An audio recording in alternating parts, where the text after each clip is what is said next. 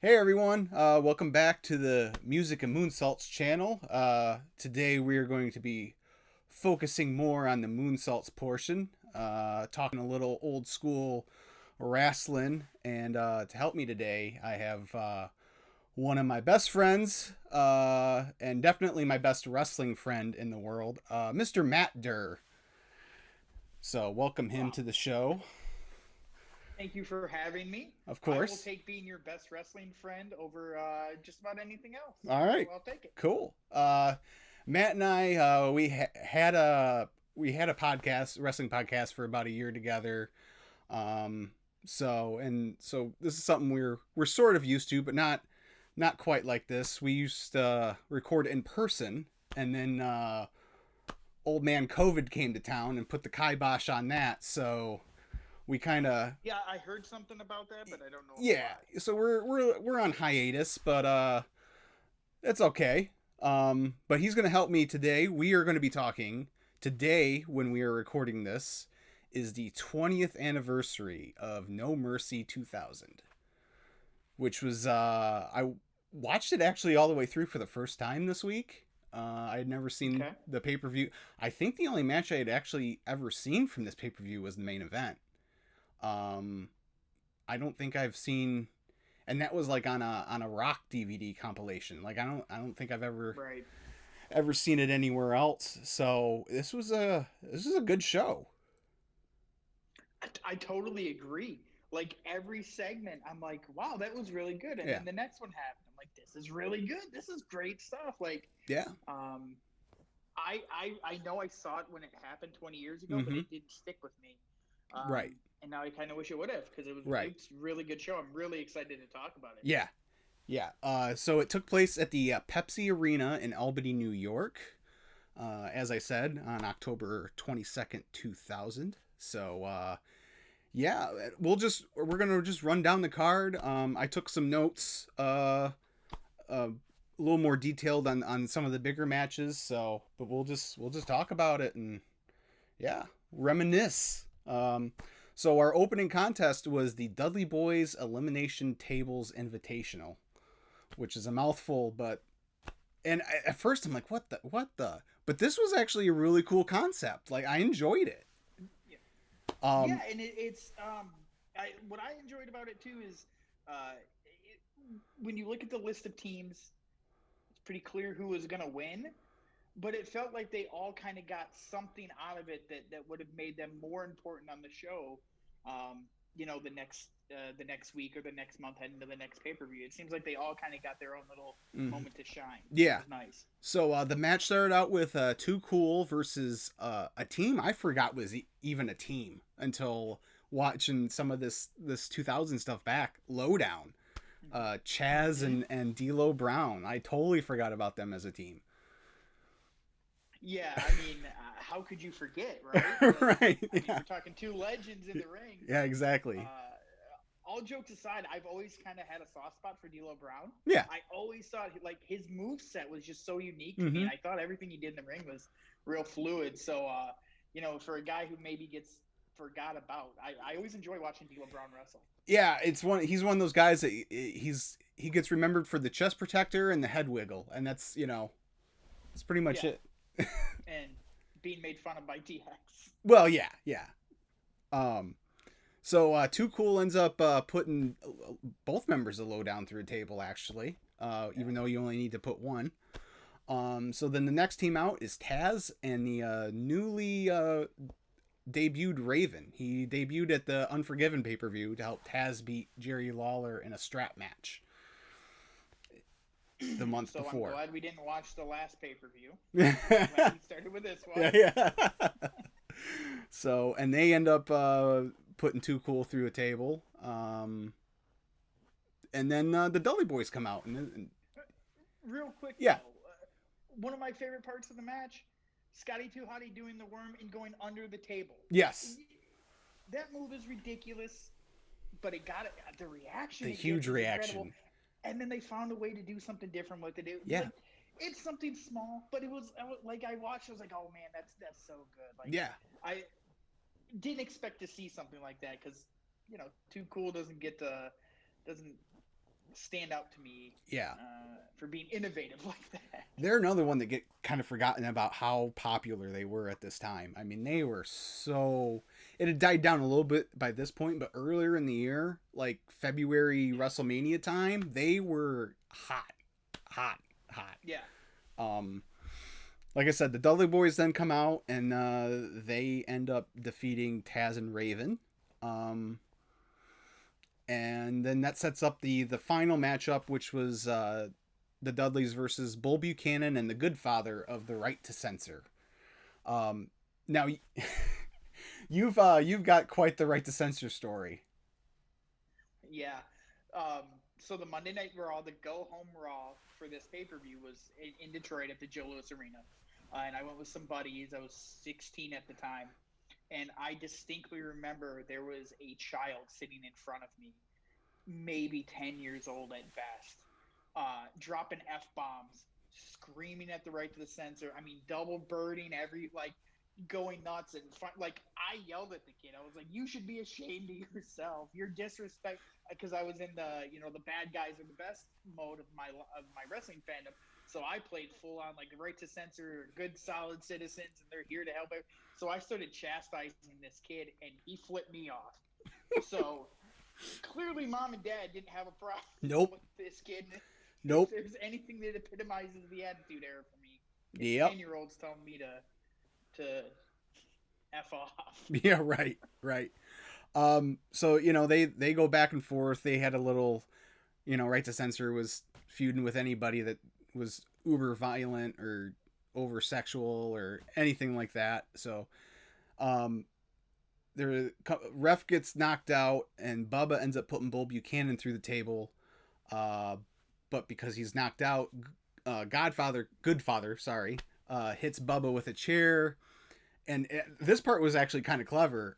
He hits Bubba with the chair and then lays him in the wreckage of the table and pulls Bull Buchanan out of there.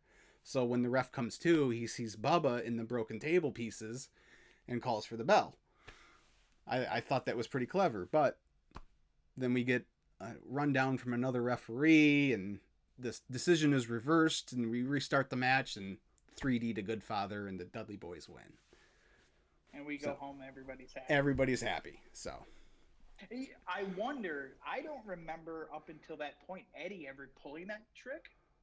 Right. So I wonder if that was the inspiration for him to do it down the road. Maybe. Because Good Father and Stevie Richards weren't there when Eddie was kind of, 2003 at his peak. And they certainly weren't doing their Right to Censor gimmick anymore. So I wonder if Eddie kind of put that in the back of his mind. And then when he was doing the Lie, Cheat, Steal character, went back to it.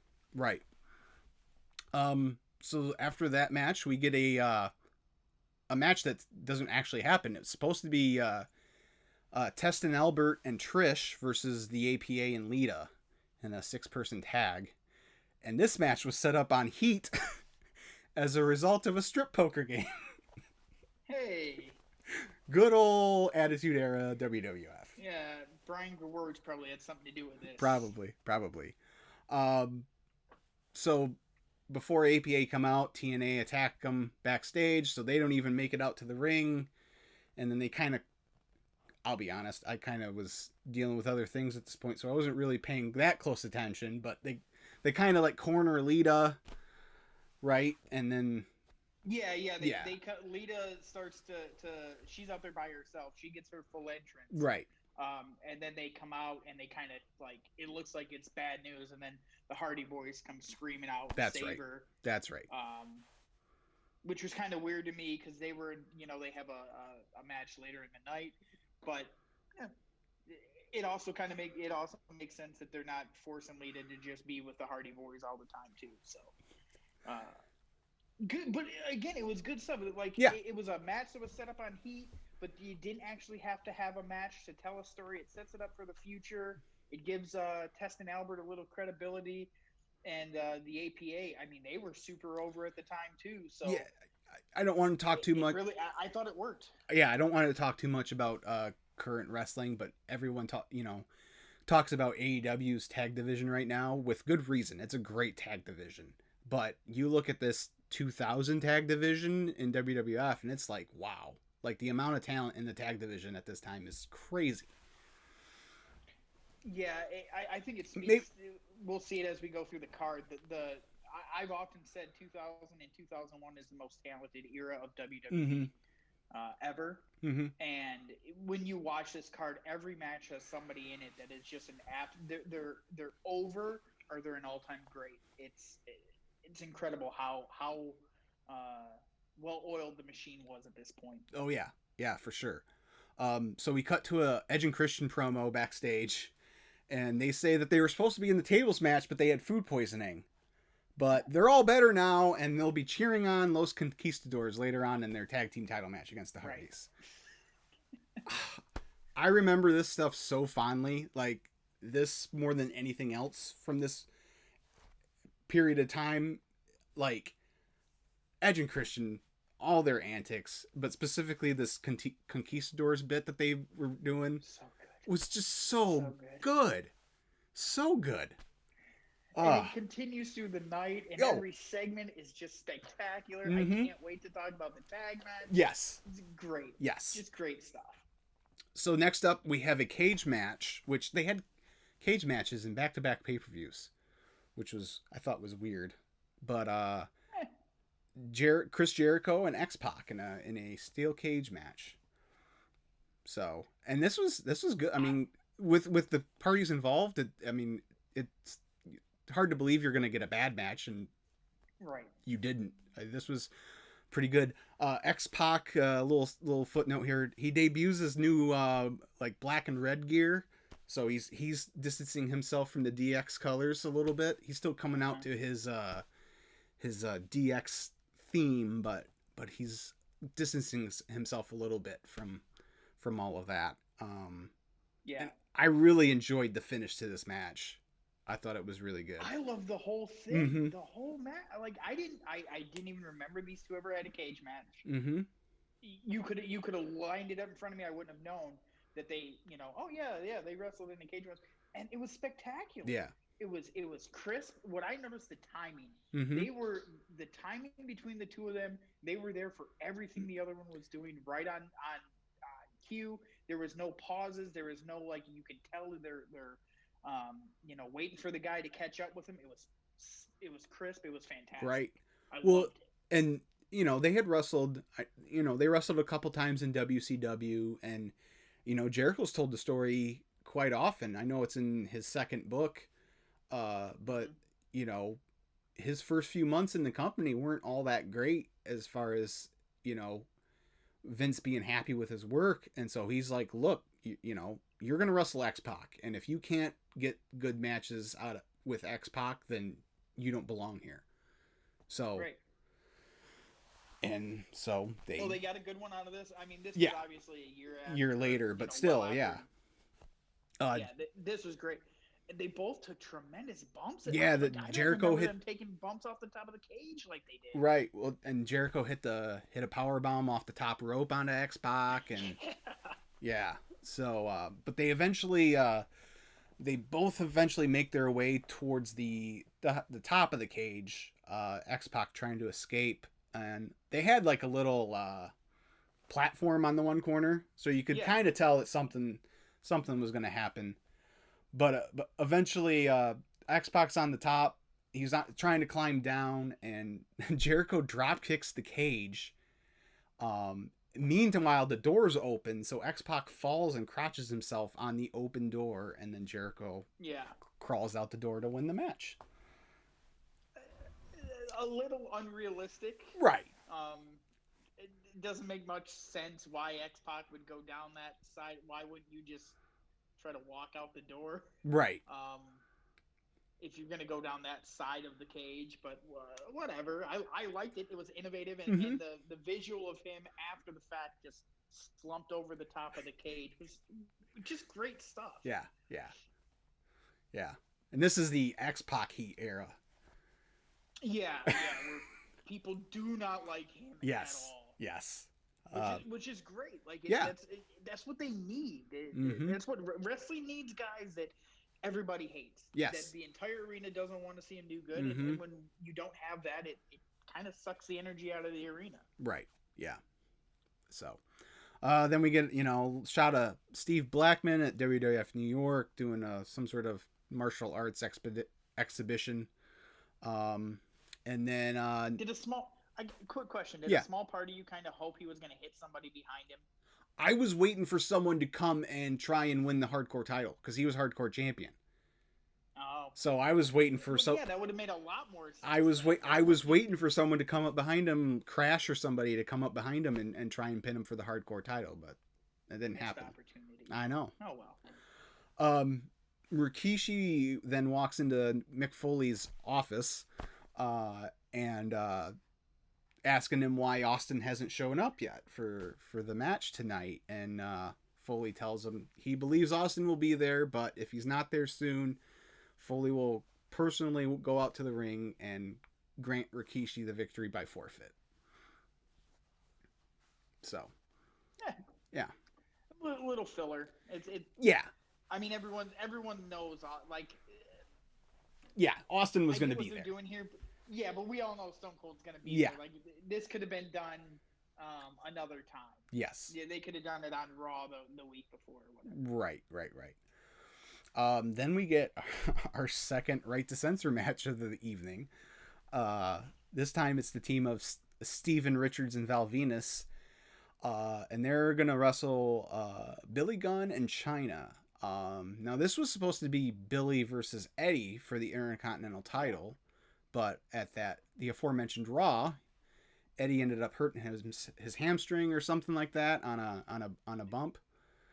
And he's lucky he didn't break his neck. Yeah. So he couldn't go.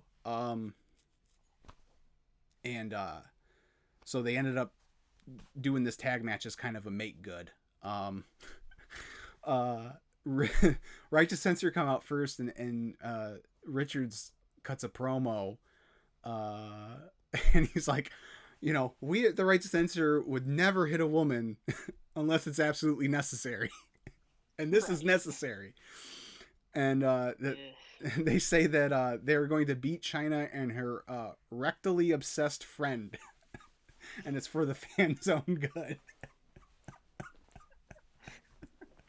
Yeah, that was 2000s WWE. Oh, gosh. And I'm here in the next few weeks. I think they're going to... it happens on a SmackDown. Billy's going to wrestle one of the Right to Censor guys, and his Mr. Ass gimmick is going to be on the line. And this is when he transitions and becomes the one Billy Gunn. The one. So. Oof. But just not much to this match. Right to Censor wins. Val Venus ends up pinning Chyna because the rest of the RTC come down and they're kind of got Billy distracted. Meanwhile, Eddie sneaks in and hits Chyna in the back of the head with a vase with a lead pipe in it. And, just a dozen roses wrapped around the red pipe. There wasn't a vase. It had the pipe in the roses. Oh, I thought it was the pipe, the roses wrapped around the pipe in a vase. No. Okay. Because then Billy takes the twine and unwraps it, and that's where you see the metal. Gotcha. I forgot that. Yeah, there wasn't a lot to love about this match, but I thought it was solid. But I forgot how good Chyna was. Mm-hmm. Like, she looked really good in there against the men, and I don't say that to sound sexist. Like, no.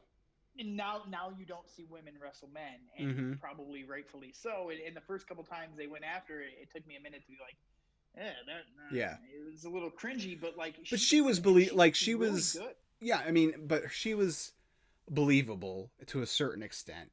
Just her size and the way she was built and everything like that. Right. I just meant the way she executed. Oh yeah, too. Like she looked fluid, and she didn't look like she didn't belong in the ring. Yeah. People can make the argument she shouldn't be wrestling men, but she didn't look like we've seen other people come in that look like they have no business in the ring, and she definitely belonged. Yeah, for sure. I was disappointed. I'm watching all these shows, the weekly TVs and all that straight along. I'm kind of in retrospect, I'm disappointed that they broke the Eddie and China thing up when they did. Like, I thought it was just, you know, it that's was kind of real. the story of WWE, though, isn't it? Right. Don't they?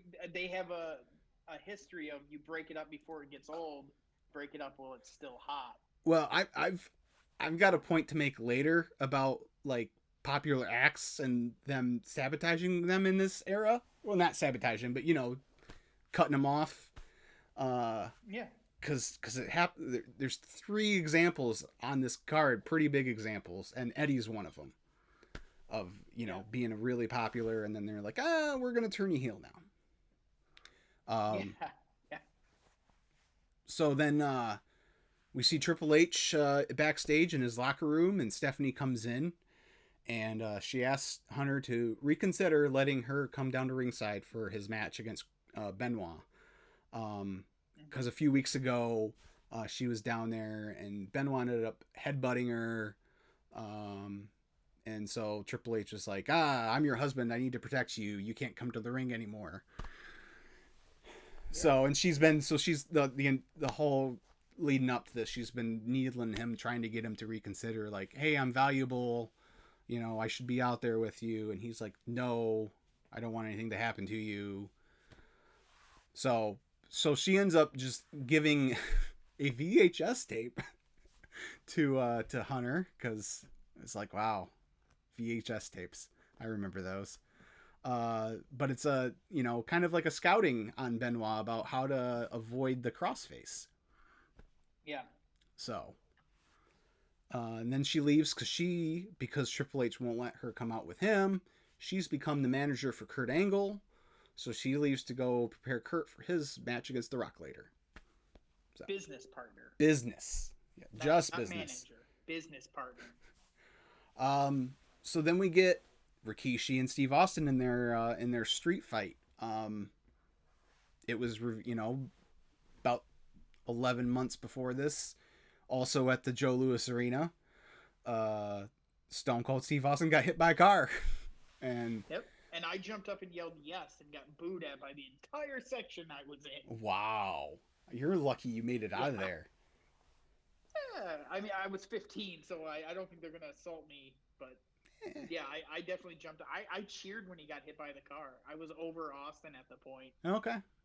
I could see that. Like I said earlier, this was the bad guys are the best part phase. Yeah. So I was on, Team Triple H, that sort of stuff. Right.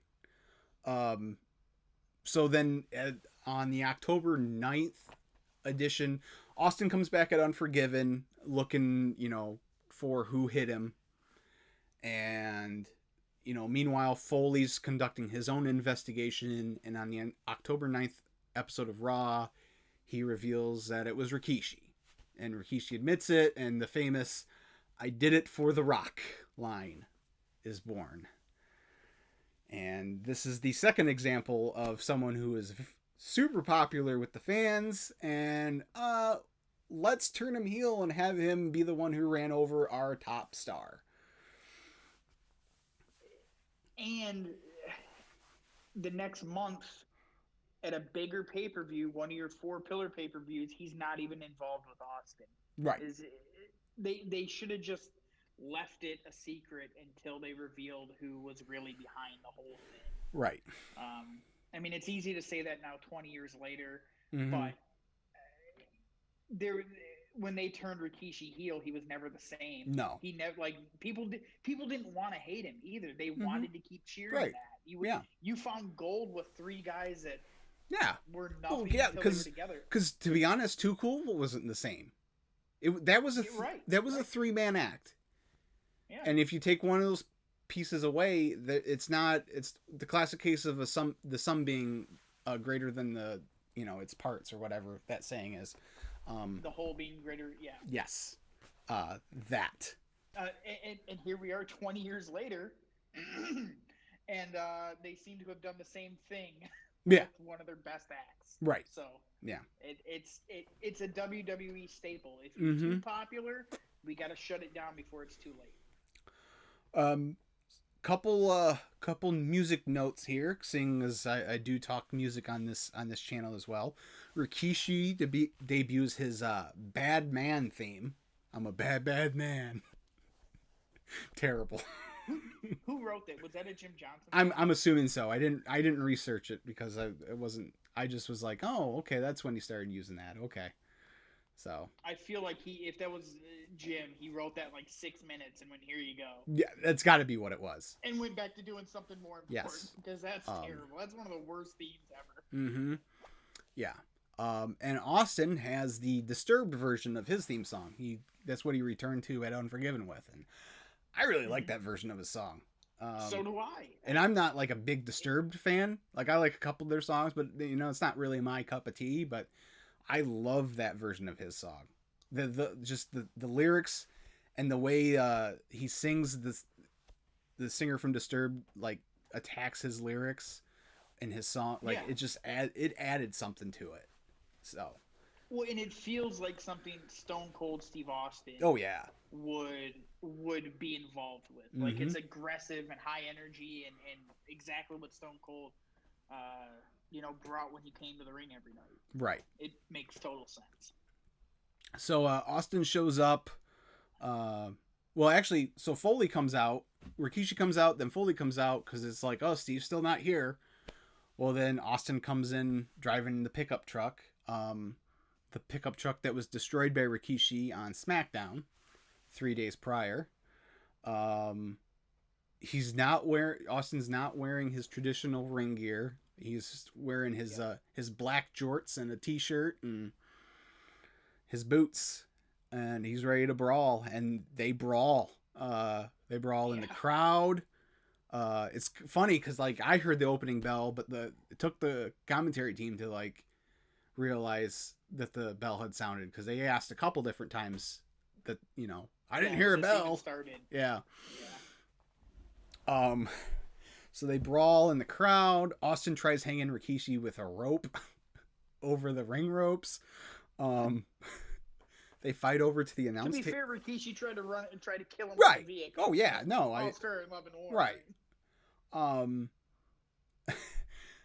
They fight over by the announce tables. Rikishi swings one of the TV monitors at Austin. I'm like, jeez.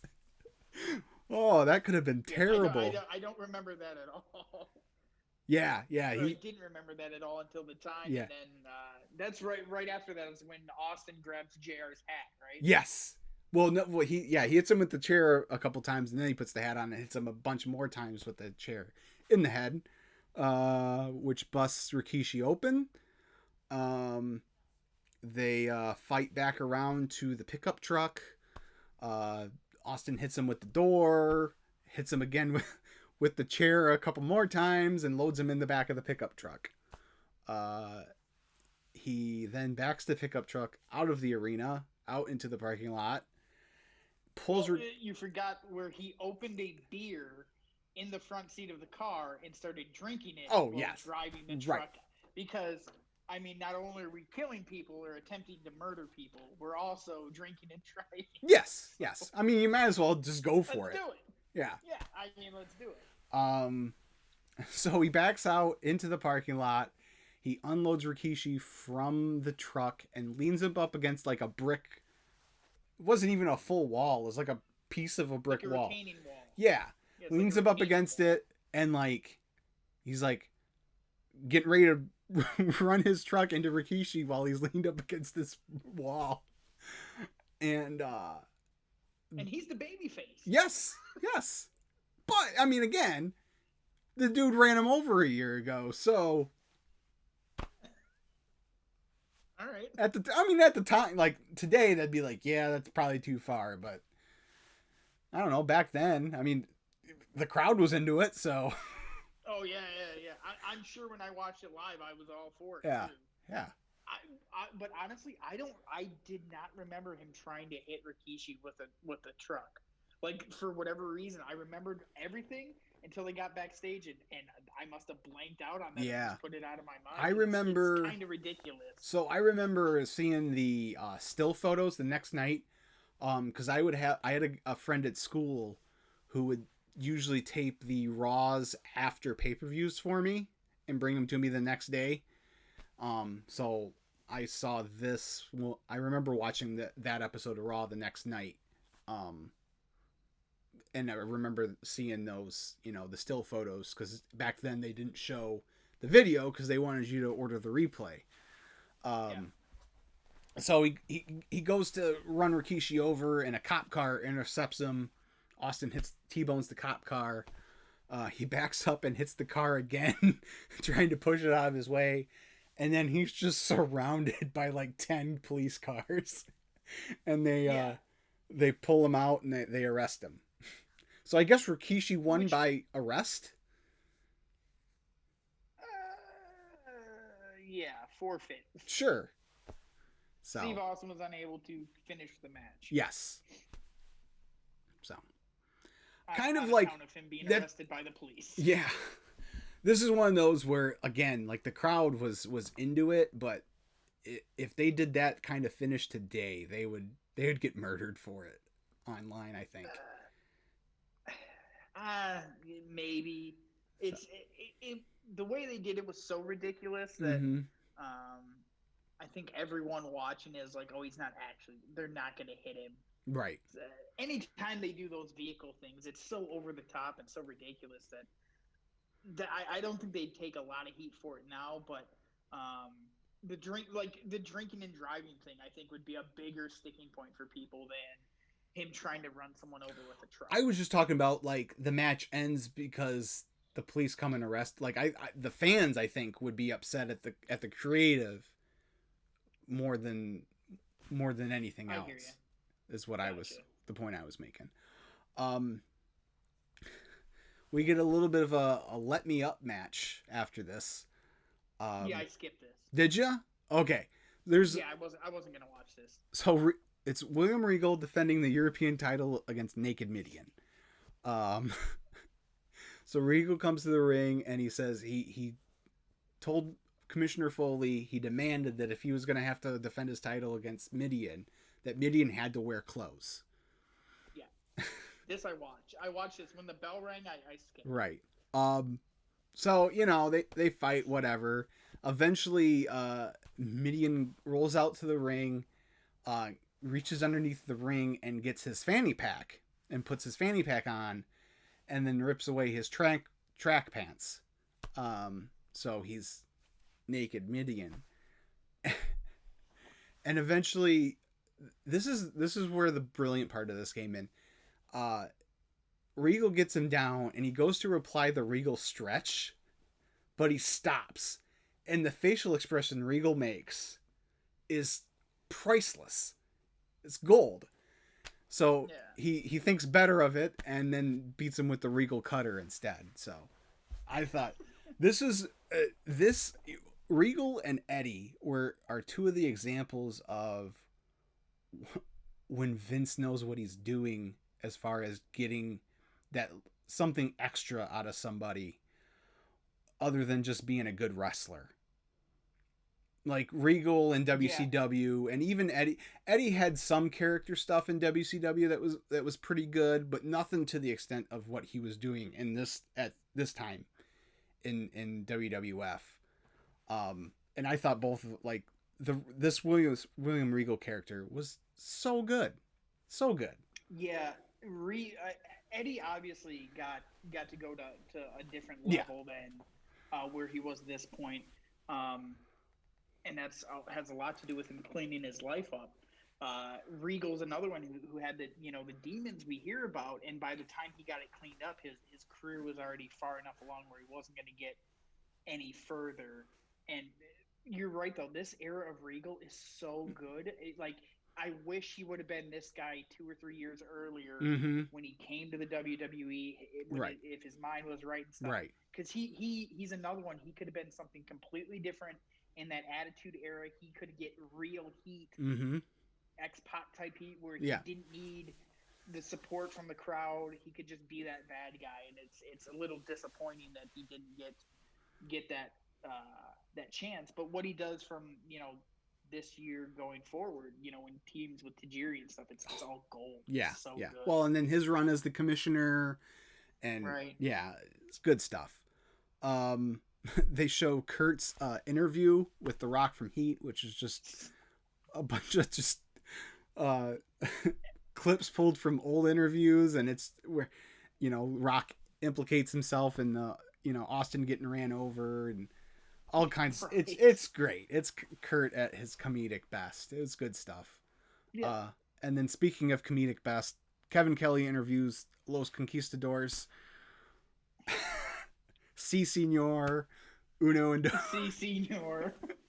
Oh gosh, this was so good, so good, and that leads us to the Hardy Boys defending their tag team titles against Los Conquistadors. I love how Lawler is just like trying so hard to sell JR on the fact that it's not Edge and Christian underneath the mask. It's not Edge and Christian. It was Uno and Dos. And JR is having none of it. Right. So did you see where Christian hurt himself in this match? No, I didn't. Yeah. So I went because and I'll get to why, but I went into Edge's book and read about this match because for research I had to figure something else out.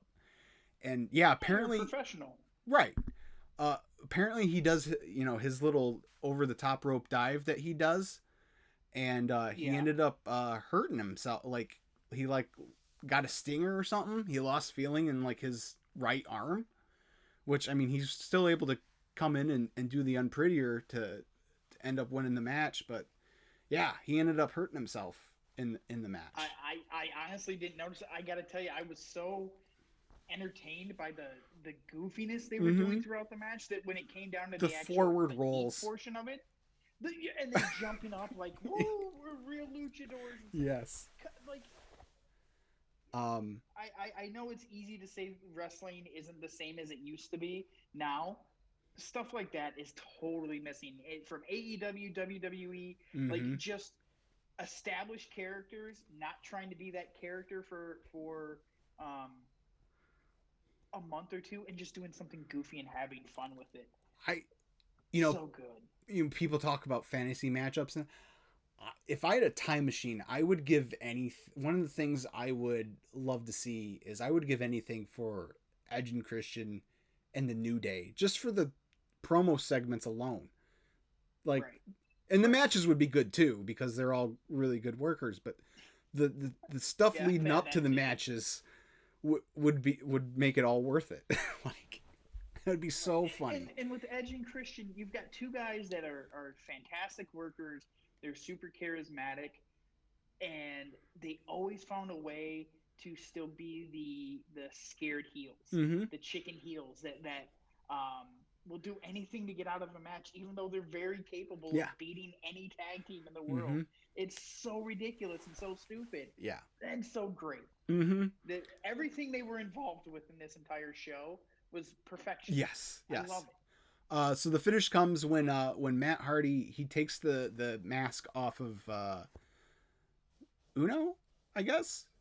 Uno. No, Dos. Dos was the taller one. Yes. Okay, so he takes the mask off of Dos, which reveals another mask. And then Uno comes in and hits an unprettier on Matt, and the Conquistadors win the tag team titles from the Hardy Boys. Yeah. We get the tow trucks outside, you know, pulling away Austin's truck and the damaged police car. Triple H is watching the tape Stephanie gave him, and he's like, you can tell he thinks he sees something he can use. So we get Triple H versus Chris Benoit. And here's the third. Triple H got a very strong babyface reaction on this show. He got the biggest babyface reaction of the single stars besides Austin. He got a bigger reaction than The Rock did. So the month before at Unforgiven, you had Rikishi, Eddie Guerrero, and Triple H, all three getting strong babyface reactions. And by this show, 2 of them have turned heel, and by Survivor Series, Triple H has turned it back heel. Like, it's crazy. It's like, it's almost like, is it, you can't have too many cooks in the kitchen, and now that Austin's back, like, we got to balance the scales.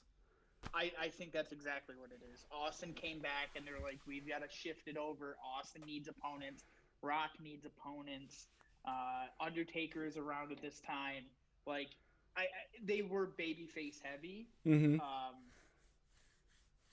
The Triple H one doesn't bother me as much, but the other two that we talked about earlier, I didn't think don't like looking back at it now didn't make much sense at all. Yeah.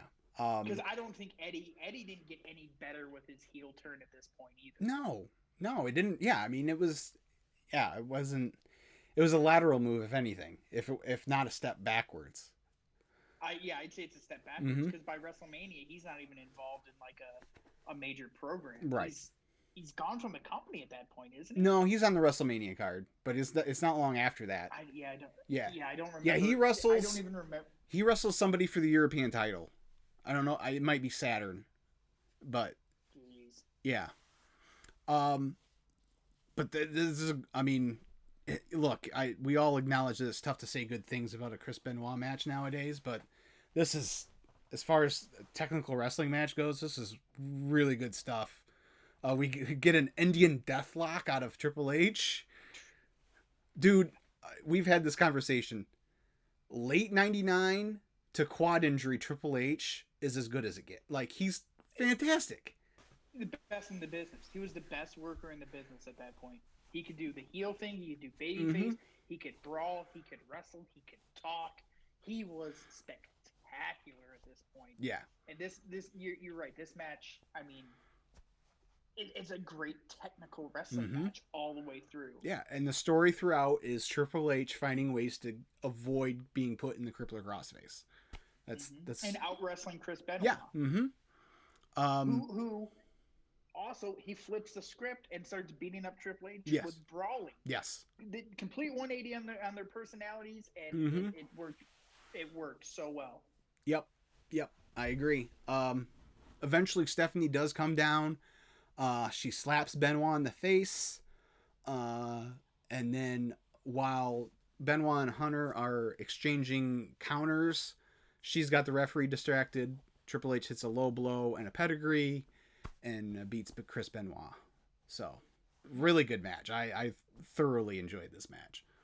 And kudos to Stephanie for running around the ring in high heels and not falling on her face. Right. Yeah. I don't know why that, like, when they did the little bit where Benoit chases her, I was like, she climbed into the ring and I just noticed her big heels and I was like, that's impressive. Like, I don't know why that clicked with me. Right. Yeah. No, she was a really good character at this point too, but lots of good stuff. And then we get the coup de grace segment of the night, I think. I even took notes on this. You did?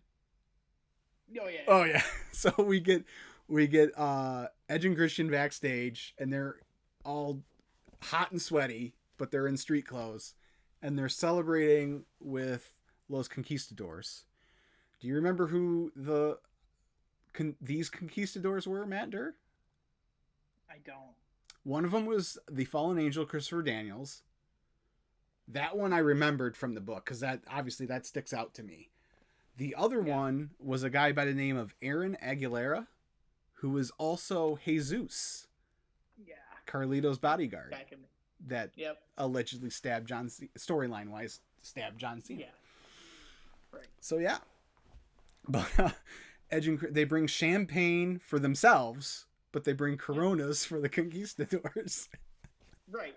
And they cheers to Viva Los Ese Rios. Yes. And they call them their muchachos and Chewbaccas. Chewbaccas. Which got a pop out of both of us, I'm sure. Oh, yeah. Yeah. And then they're like, and you'll be defending the titles against us tomorrow night on Raw. Yep. Which, circle back. So, again, Christian hurt himself in the match. He couldn't wrestle the next night. So what they ended up doing is they did a thing where they didn't show it, but the Dudley Boys put Christian through a table backstage. Yeah. So Edge was like, "That's okay, buddy. It's the Conquistadors. I'll go out and I'll win the titles by myself." Well, then the Hardys dressed up as the Conquistadors and beat Edge and win the titles back. So it was a nice little swerve there. Good stuff. That storyline is one of my favorites. It's just, I love it. And just like when on paper, when you hear Edge and Christian versus the Hardy Boys, yeah, you're like, oh, this is going to be amazing. Mm-hmm. And then they did something completely different. It's not the Hardy Boys and right. Edge and Christian. But it in some ways it's even better than right. a regular match and because I should something different. I should mention, because I don't think I did, the reason why Edge and Christian are having to go through such lengths to wrestle the Hardy Boys for the titles is because they had that was the cage match at Unforgiven. It was the two of them, those two teams in a cage match, and then the next night was the debut of Raw on TNN, and they had a ladder match rematch with the stipulation that if Edge and Christian lost, they wouldn't be able to get a title shot as long as the Hardy Boys were champions. Right. So that's that cage match. That's the one where Matt does the leg drop off the top, right? No, that's the match with him and Edge singles from 2005. This is the one where Jeff does the whisper in the wind off the top of the cage. Okay. Yeah. Yep. So we're finally at our main event. The Rock defending the WWF title against Kurt Angle with Stephanie McMahon Helmsley in his corner. Kurt comes out first. You remember who used Kurt's music before Kurt? I know. The Patriot. I forget. Yeah, that's right. Good old Del Wilkes. Back in the day. Yeah. So they announce Howard Finkel announces that it's a no DQ match. And the commentator's like, when did that happen? Every WWF pay-per-view in this era pretty much event ends up being a no DQ match. It's so yeah. So they end up again, they brawl all over the place. They brawl up the ramp. Rock throws Kurt through the set piece a couple times. There's a fan right along the guardrail that's got a cardboard cutout of the Rock. And so the Rock takes it and puts it in front of Kurt's face and punches it. I thought that was pretty funny. Yeah. They make their way back to the ring. Stephanie's choking Rock on the ring ropes. And then they show Triple H watching the match backstage. Rock puts a sharpshooter on Kurt. Kurt's tapping, but Stephanie's got the ref distracted. Then Stephanie puts the belt in the ring for Kurt to hit the Rock with, and she's distracting the ref, but it's no DQ, so why does she have to distract the ref for him to hit him with the belt? Like that I was like, that doesn't make any sense. Continue. I've got thoughts. Continue. Angle misses a moonsault. Rock hits one of his float over DDTs. I've always loved that move. Such a sweet move. I wish someone would steal it. Yeah. Someone today should steal that move. Yeah. Rock hits a spine buster and goes to do the people's elbow, but Stephanie gets in the ring and it stands in his way. So she gets a rock bottom for her troubles. And then he goes to do a people's elbow on her, but Kurt interrupts it. And this brings out Triple H. And he attacks Kurt, and then he attacks the Rock. And he carries Stephanie to the back. And then, as if we didn't need any more Gaga in this match, Rikishi comes down and keeps trying to hit Kurt, but missing and hitting the Rock. And then finally, Angle hits an angle slam to the Rock and becomes the new WWF World Champion.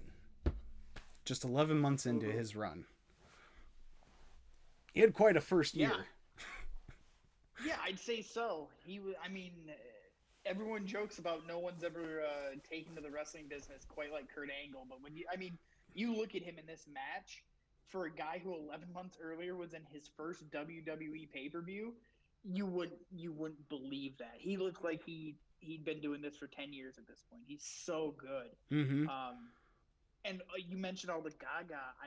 It really disappointed me how much extra stuff was going on in this match, because it could have been so much better. But I get what they were doing. They were trying to tell the story. They're trying to, which I complain a lot doesn't happen now. They're interweaving multiple storylines into one match. Which, that part was good, but it was, it just was so much. It reeked of, you got to keep Rocky strong, Yeah. Kind of, kind of like The Rock clean. Exactly. We got to do so much crap to beat The Rock, so that no one thinks that it's legit. So. Yeah. And I think too, you pointed it out, having Stephanie distract the ref three or four times in the match. Like, at what point does the ref just say, "Get out"? Like, you're distracting me. Like, even if it's a no DQ, if you're distracting the ref, wouldn't the referee just say, "Okay, you've got to go"? Right. Like, it just, there was a lot of just logical things. And honestly, like, when she was distracting him when Rock had the sharpshooter on, like, that made sense, because you don't want to see the referee have the referee see the tap out. Like, that made sense, but distracting the referee so Kurt can try and hit Rock with the belt when it's no DQ, that part was like, he can, if he hits him with the belt, nothing's going to happen. Chased her around the ring. Yeah. And the Rock chased her around the ring, and then she, like, at some point, the ref, it would make sense for the referee to throw her out, but I get what they were doing. Yeah. So, alrighty. Well, shoot. I thought we were gonna get a half-hour tops out of this, and we're 50 minutes. So, but there was a lot of stuff on this card. So, and it was a good show. Yeah. Like, I was really happy that I watched it, because when you were like, "Hey, do you want to check it out and come do the show?" I was like, "Yeah, I'll give it a shot." I wasn't expecting much. And then got into it. I was like, this is really good stuff. Like, now I kind of have that fire in my belly to watch more 2000s WWE, because it's top to bottom. It was a great show. Yeah. Yep. So, alrighty. Well, you got anything you want to plug? No. I've got nothing going on, man. I sit at home and hang out with the family. So, find me on Among Us. That's what we do. Oh, okay. There you go. Alrighty, well, I'm Chris Bordine, your host. You can follow me at Ibanez Chris. Hit the like button, subscribe if you haven't done that yet, leave a comment, all that good kind of stuff. Share the video. And we'll see you on down the road. Thanks again for having me, bud. You got it. Anytime.